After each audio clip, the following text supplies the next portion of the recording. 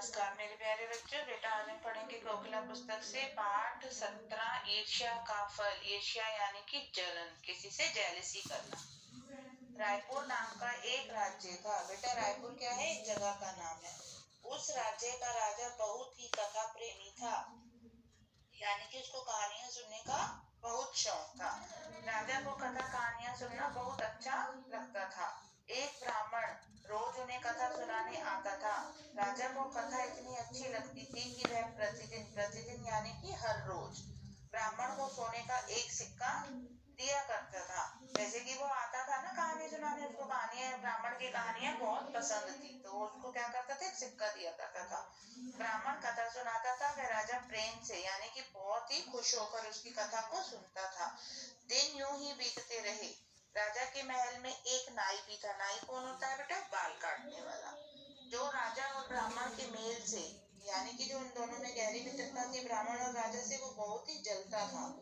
वह मन ही मन सोचता था कि इस ब्राह्मण की किस्मत तो बहुत तेज है। वह सोचने लगा कि वह ब्राह्मण को राजा की नजर में कैसे, ब्राह्मण को राजा की नजर में कैसे गिराया जाए, यानी कि मैं कुछ गलत काम करूंगा जिससे क्या है, उसकी बेइज्जती हो जाए।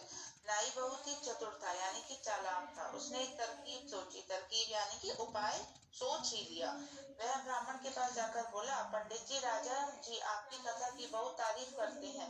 फिर नाई कुछ मुंह लटकाकर कहने लगा, परंतु महाराज कहते हैं कि आपके मुंह से बड़ी बदबू आती है, अतः आप जब भी कथा सुनाने जाएं तो अपने मुंह पर पट्टी बांधकर जाया करो। ब्राह्मण बहुत भोला था, यानी कि ब्राह्मण जो था वो क्या था? बहुत ही शरीफ था। वह नाई की बातों में आ गया। ब्राह्मण ने कहा, मैं कल जरूर मुंह पर पट्टी बांध कर जाऊंगा। उधर नाई ने राजा से भी ऐसी ही चाल चली। उसने राजा से कहा कि आपको कथा सुनाने वाला ब्राह्मण बहुत ही घटिया यानी कि गंदे स्वभाव का है। आज वह कह रहा था कि राजा के मुंह से बड़ी गंदी बदबू आती है, इसलिए कल से मैं अपने मुंह पर पट्टी बांधकर कथा सुनाने जाया करूंगा। बेटा उसने दोनों पक्षों में बात कर ली, उधर भी कह दिया और इधर भी क्या कह दिया, उधर भी उसको यही कह दिया कि मैं अपने तुम्हारे मुंह से बदबू आती है, और उसको भी बोल दिया तो अपने ऊपर पट्टी बांधकर कथा सुनाने जाया करूंगा। नाई की बात सुनकर राजा ताव में आ गया यानी कि गुस्से में आ गया।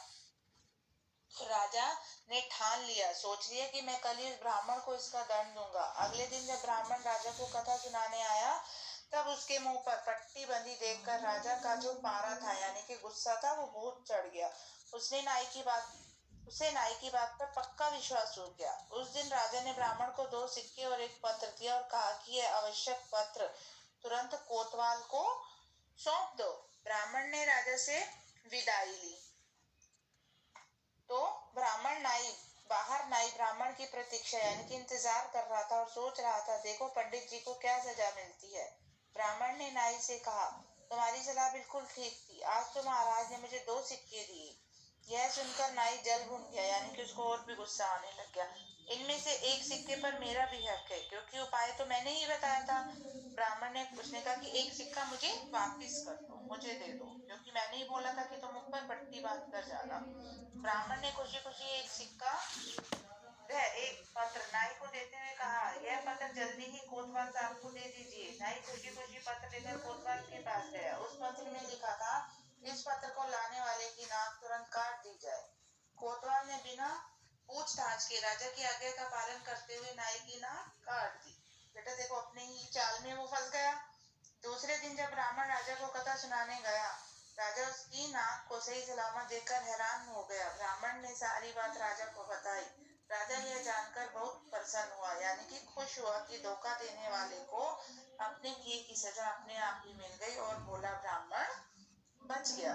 तो बेटा इसलिए हमें कभी भी किसी से ईर्ष्या यानी कि जलना नहीं चाहिए। दूसरों से ईर्ष्या कौन करते हैं? जिनमें आत्मविश्वास की कमी होती है यानी कि जिनमें कॉन्फिडेंस नहीं होता।